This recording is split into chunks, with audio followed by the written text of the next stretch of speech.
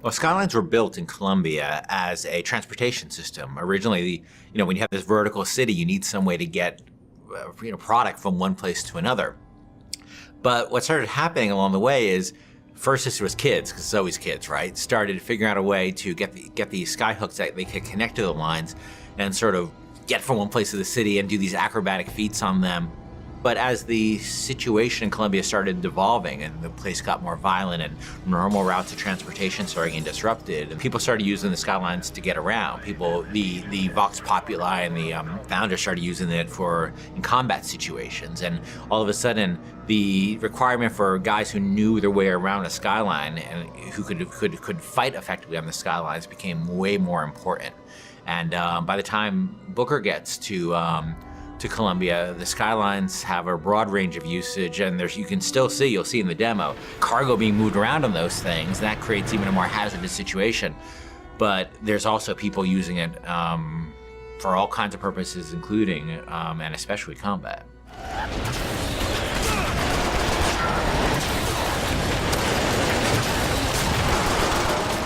One of my big frustrations in working on BioShock 1 is we had the ocean, but it was really just a piece of art. We never really dealt with, what it was like to fight at the bottom of the ocean in any meaningful way.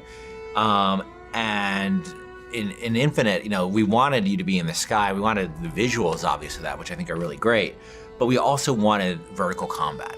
And we played around with lots of ideas for like using flight and stuff like that for a while. But in the end of the day, to me, the experience of being on a plane versus the experience of being on a roller coaster is a very different experience. For me, it's always been about wooden roller coasters. I've never been as much a fan of the steel ones.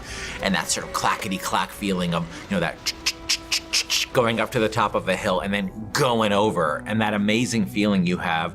And I really want to put that in a game. I really want to get that feeling in a game. And then, of course, being a video game, I want to enhance that with combat. I want to be on one of those old wooden roller coasters that's stacked upon another wooden roller coaster in this city and jumping from one to the other with weapons, with people shooting at me. I just wanted to get that feeling. And this isn't a monorail. This isn't a people mover. This is something that is incredibly vertical. It's incredibly open-ended.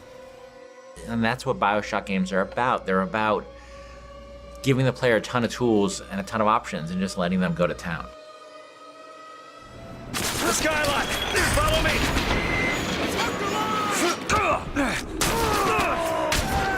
To tell you the truth, it took a long time to get it right, but I think we're really at the stage now where it feels just great. And it looks awesome and it feels awesome. And it's one of our biggest challenges on Infinite, and I think we're really getting there.